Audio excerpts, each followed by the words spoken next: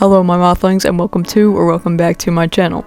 The new Backrooms movie just came out and I've seen many mixed reviews about it. If you don't know what the Backrooms is, it is a large community that originated from this single photo, which eventually evolved into a much larger fan base surrounding liminal spaces. There's an unlimited amount of different levels which are all based on different liminal spaces with their own safety classifications and all of that.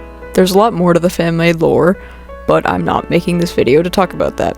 Because this fan-made lore has been getting developed so deeply in the past 5 years since the first found footage video, fans who have been really invested in that specific lore on the Backrooms are expressing disappointment in how the movie came out. In this video, I'm going to give my opinions on this situation, as well as talk about my overall thoughts on the Backrooms movie since I saw it with my friends last weekend and I really need to talk about it. I will warn you guys that this is a horror movie, so be warned that I'll be talking about some scary stuff, and of course there will be spoilers. If you don't want spoilers, don't watch this video. Or alternatively, just watch until the end of the first section, because I'm going to try to avoid spoilers while talking about the situation online regarding the movie. I don't know if I can, completely avoid spoilers in the first section, because I will be talking about some, backlash regarding specific things that happened in the movie, but I'm gonna try to make it very vague, I guess. I don't know. With all that being said, let's get into what's going on.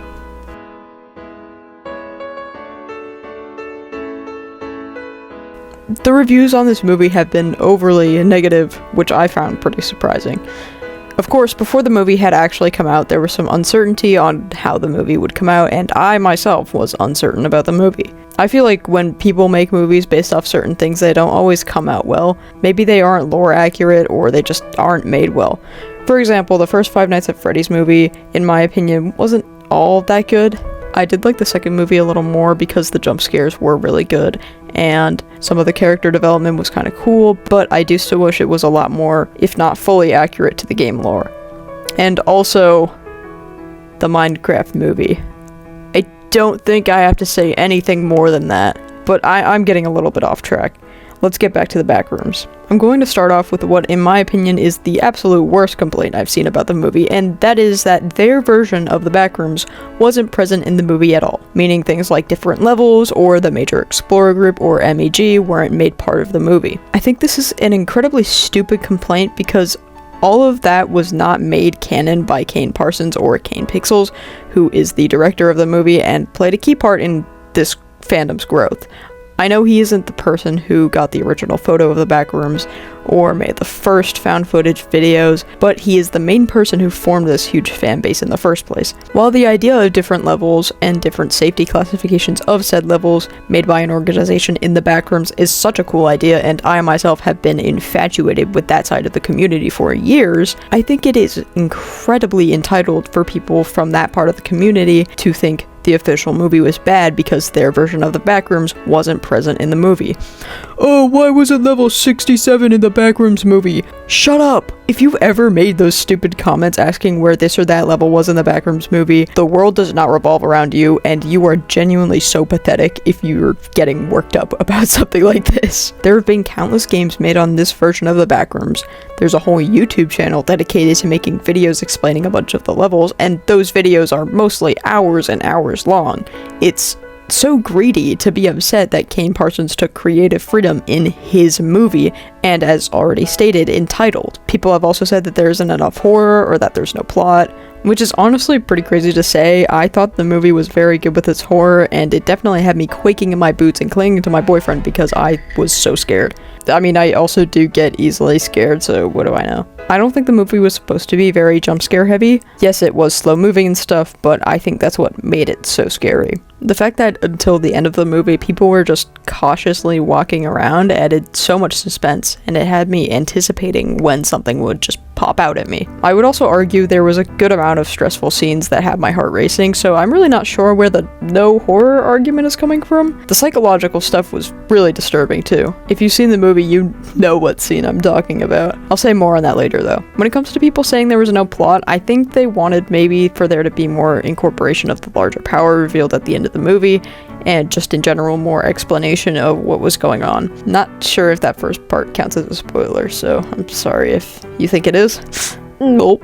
Anyways, I feel like even though yes, there was somewhat of a lack of explanation of what was happening towards the end of the movie, I really liked it because it made me think about it a lot and had me wanting to know more. I think when movies end on a cliffhanger like that, it's really good. In some cases, I would say it calls for a sequel, but I don't really think this movie needs a sequel, especially since I don't think it would be as scary the second time around. I think there might be a sequel coming up though, hold on. Which I wouldn't be upset about, obviously. Okay, I just looked it up. There is going to be a second Backrooms movie, so I am interested to see where that goes, but if Kane wasn't planning on making a sequel, I wouldn't be upset about that either. Just me personally. I think we got a pretty decent explanation at the end of the movie, which again, I'm going to avoid talking about until the second section of the video because I don't want to spoil it. I'm not saying that people's criticisms of the ending are bad, I just feel like I personally disagree. Also, in general, I don't think a lot of these criticisms are necessarily bad, even though I think some of them can be harsh. I'm just saying why I personally disagree with them. The only criticism that I think is totally bogus and out of line is the expectations the fans had about the levels or the entities and whatnot. Speaking of entities, a bit before the Backrooms movie came out, people were expressing not wanting the movie to have any entities because entities would ruin the horror of it, I guess.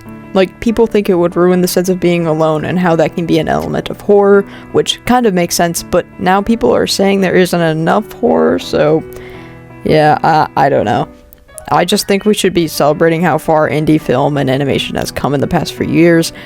Iron Lung was amazing, Digital Circus is showing in theaters, and now this movie is out. I could go over so many more indie projects in the past few years, but those few have been my favorite so far. I'd like to remind you all that Kane Parsons is only 20 years old. The fact that his short found footage films from YouTube he made when he was 16 developed into something so big is so amazing, and I personally think it's disrespectful the way the internet is treating it. All I've seen is complaining about minor things instead of celebrating Kane as a creator and now director. We should be congratulating him on his incredible success with this movie and being able to evolve his creation into an entire movie that showed in theaters across over 30 countries. That's insane! But no, we have to be nitpicky about every little thing that didn't go exactly the way you wanted it to. Criticism is important in creative fields, and I will stand by that statement. But I think the backlash on this movie has gone farther than criticism and is more just hate towards the movie. I don't think everyone has to like the movie, and obviously it's okay if you don't, but I feel like if you saw the movie and didn't like it, it's not really necessary to go online and spread a bunch of hateful things about the movie. I think Kane made such an important milestone in his life with this movie, and he's only 20 years old. I personally can't wait to see what else he makes in his future career, whether it be more independent found footage posted on YouTube or more movies, which we now know that he's going to continue this series, which is awesome. I also think it would be pretty cool if he made a movie about the Rolling Giant, since I found those videos pretty scary when I was a little bit younger, but we'll see. Now let's move on to the next section where I talk about my opinions on the movie.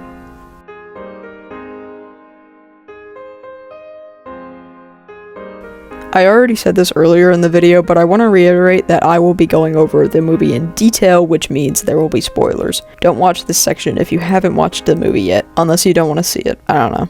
Anyways, I think I've made it pretty clear that I absolutely love this movie. I want to talk about some specific scenes that I liked a lot. For starters, the first scene of the movie with a found footage formatting was a great way to start the movie. It was only like 5 minutes into the movie and I was already pretty scared. The person trying to get a hold of someone only to be left with radio silence added to the horror of being alone in a place you aren't familiar with or don't know a lot about. The bird no clipping and then flying into the wall definitely scared me, and then being chased by something the viewers couldn't see was even better. I also like the first scene between Clark and Mary because it establishes Clark's flaws early on in the movie. It gave Clark a chance to change for the better, only for him to, in the end, change for the worse. Or rather, refuse to change.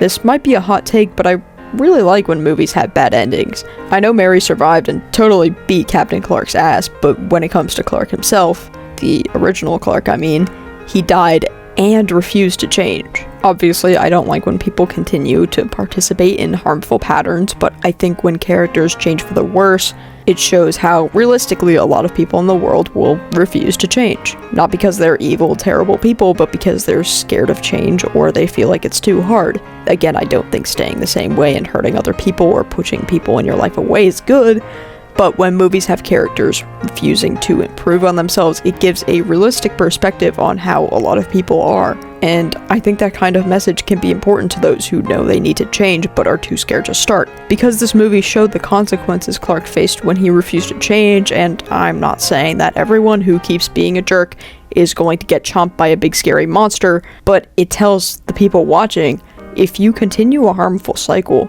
whether it be towards yourself or to others, it's going to come back to bite you in the ass one way or another. And inversely, I think good endings or characters changing for the better is a good way to show how your life and your relationships can improve if you put effort into becoming a better person. Moving away from the character development a bit and back to the horror element throughout the movie, I think the dinner scene was by far my favorite part of the whole entire movie. I'm not going to talk about Clark or Mary as much in this scene, since they weren't really scaring me as much as the other entities in the room were. The clones of the people sitting in that room absolutely terrified me.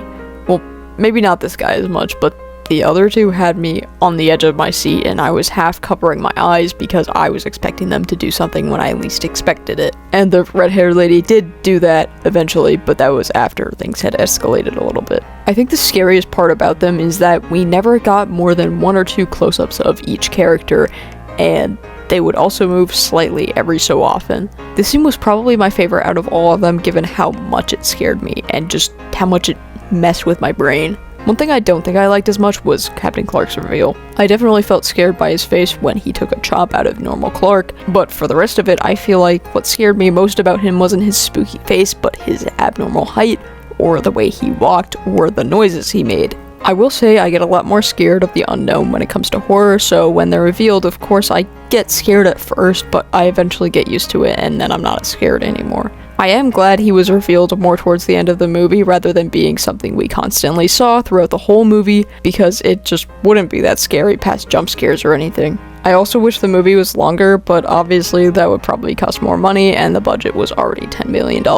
Overall, I think this was another amazingly done indie horror movie, and I can't wait to see what else Kane does with his career. I think I've said all I've wanted to, so that brings us to the end of this video.